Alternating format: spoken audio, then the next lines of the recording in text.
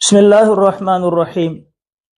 قابل احترام سامعین، معزز طالب علموں، شریعت نے ہمیں اعمال کے لیے کوئی لمبے چوڑے اعمال نہیں بتائے۔ میں نے پیچھے بھی کئی ویڈیو کے اندر اس بات کی وضاحت کی ہے کہ لمبے چوڑے اعمال نہیں شریعت نے بتائے، مختصر اعمال بتائے ہیں، اور اس کا اجر و ثواب اتنا زیادہ ہے کہ آدمی جب اس کے اوپر سوچے، اور بشرطے کہ اس کی عقل بھی عقل سلیم ہو اور دل بھی قلب سلیم ہو، تو آدمی مجبور ہو جاتا ہے کہ قربان جائیں اللہ پر۔ چھوٹے چھوٹے اعمال میں کتنا بڑا اجر رکھا ہے، کتنا بڑا ثواب لکھا ہے۔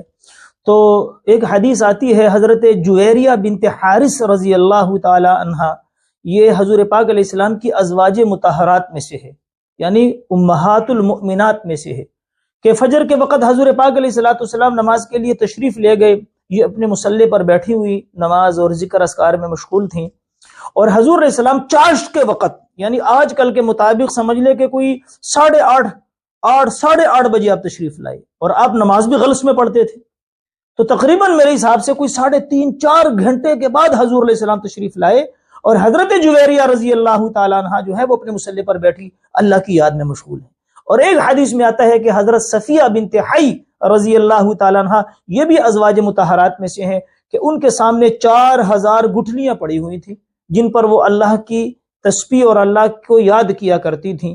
تو ان دو موقعوں پر ان دو ازواج مطہرات کو حضور پاک علیہ السلام نے فرمایا، حضرت جویریہ ارتنہو سے تو فرمایا کہ جویریہ، جس حال پہ میں نے تمہیں چھوڑا ہے تم اسی حال پر بیٹھی ہو؟ کہا یا رسول اللہ، اسی حال پہ اللہ کی ذکر میں، اللہ کی یاد میں بیٹھی ہوئی ہوں۔ آپ علیہ السلام نے فرمایا جویریہ، تم سے جدا ہونے کے بعد میں نے 4 کلمات کو 3 دفعہ پڑھا ہے۔ میں نے 4 کلمات کو، 4 کلمے ہیں، اور میں نے ان 4 کلموں کو صرف 3 دفعہ پڑھا ہے، لیکن میرا اجر تیرے اس اجر سے زیادہ ہے۔ تم 3-4 گھنٹے اللہ کی یاد میں بیٹھی ہو، میں نے 4 کلمات کو 3 دفعہ پڑھا ہے، میرا اجر تم سے بڑھ گیا۔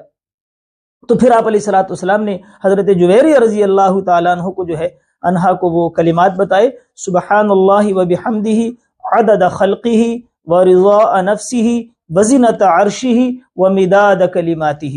یہ فضائل اعمال کے اندر بھی حدیث موجود ہے، اور مسنون دعاؤں کی کتابوں میں بھی یہ کلمات ملتے ہیں۔ اگر ویڈیو سے یاد نہ ہو سکیں تو وہاں سے نکال کر ان کلمات کو یاد کریں۔ صبح کی نماز کے بعد اگر ان کلمات کو، یہ 4 کلمے ہیں، اس کو 3 دفعہ پڑھنا ہے، تو فرمایا کہ اتنا بڑا اجر ہے۔ اللہ ہمیں عمل کی توفیق نصیب فرمائے۔